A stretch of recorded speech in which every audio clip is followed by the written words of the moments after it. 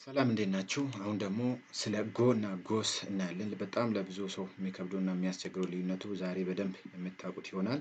ጎ እንደ ጎስ። ጎ ኢስ አ ቨርብ ኢን ኢትስ ቤስ ፎርም። በቤስ ፎርሙ ቨርብ ነው ወይ ደግሞ ድርጊት ነው። መሄድ የሚለው ድርጊት ነው። ጎስ የሚለው ደግሞ ሰርድ ፐርሰን ሲንጉላር ፎርም ኦፍ ጎ ነው። ሰርድ ፐርሰን ሶስተኛ ወገን ሲንጉላር ፎርም ኦፍ ጎ ነው። they are used in present simple tense ብዙ ጊዜ የምንጠቀምባቸው በፕሬዘንት ሲምፕል ቴንስ ነው። መቼ ነው? እስቲ ለብቻ ደግሞ መቼ እንደምንጠቀም ላሳያችሁ።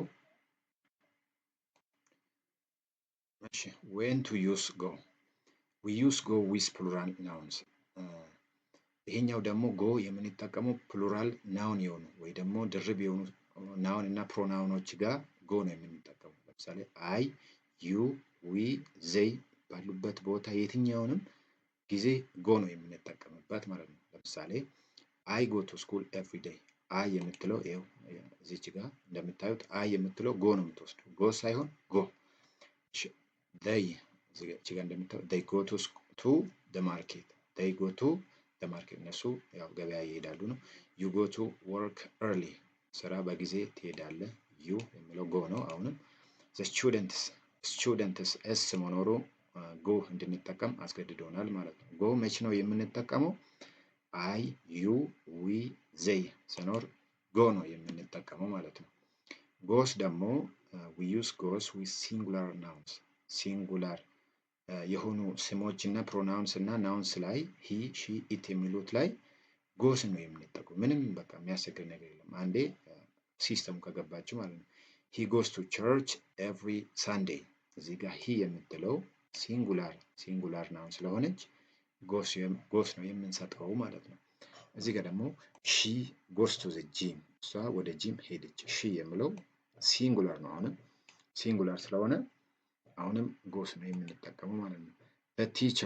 ቲቸር የሚለው ያው ሲንግል ነው። አንድ አስተማሪው የሚለው ሲንጉላር ስለሆነ ጎስ ነው የምንጠቀመው እዚህ ጋር። the dog goes to outside every morning። ውሻው በየጠዋቱ ወደ ውጭ ይወጣል፣ ወደ ውጭ ይሄዳል። ውሻው ጠዋት ይወጣል ማለት ነው። ያው አንድ ስለሆነ ጎስ ነው የምንጠቀመው ማለት ነው። እዚህ ጋር ደግሞ ከጎ እና ከጎስ የሚመጡ ጥያቄዎች እንዴት እንደሚሰሩ ያሳያችኋለሁ። ሂ ዳሽ ቱ ወርክ ኤቭሪ ዴይ። ይህን ጥያቄ ለመመለስ እዚች ጋር ሳብጀክቷ ነው የምናየው። ሂ የሚለው ሲንጉላር ስለሆነ ጎስ ነው የምንሰጠው። ሂ ጎስ ቱ ወርክ ኤቭሪ ዴይ የሚለው ይሆናል ማለት ነው። they dash to the gym on a weekends። ያው ዊከንድ ሁሌ የት ይሄዳሉ? ጂም። ስለዚህ እዚች ጋር መልስ ለመመለስ እቺን ዘይ የምትለው ነው የምናየው። ዘይ ጎ ቱ ዘ ጂም ኦን a weekends የሚለው ይሆናል ማለት ነው። እዚች ጋር ደግሞ the boy፣ ያው ቦይ የሚለው ሲንጉላር ስለሆነ ጎስ ነው። the boy goes to school early። the boy goes to school early። እዚች ጋር ደግሞ ሳብጀክቷ አይ ናት። አይ ጎ ቱ ቤድ at 10 p.m። አይ ደግሞ ጎ እንደሚወስድ ነግሬያቸው ነበር መጀመሪያ ላይ። ስለዚህ አይ ጎ ቱ ቤድ at 10 p.m የሚሆነው ይሆናል ማለት ነው።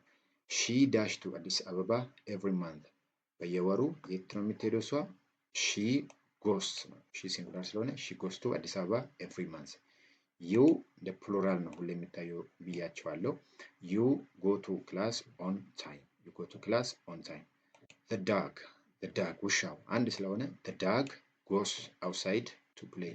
ምሳሌ ላይ ሰርቼላችሁ ነበር። ዊ የሚለው ፕሉራል ነው። we go to library after lunch። we go to the library after lunch። my mother አንድ ስለሆነች my mother goes to market on Friday የሚለው ይሆናል ማለት ነው።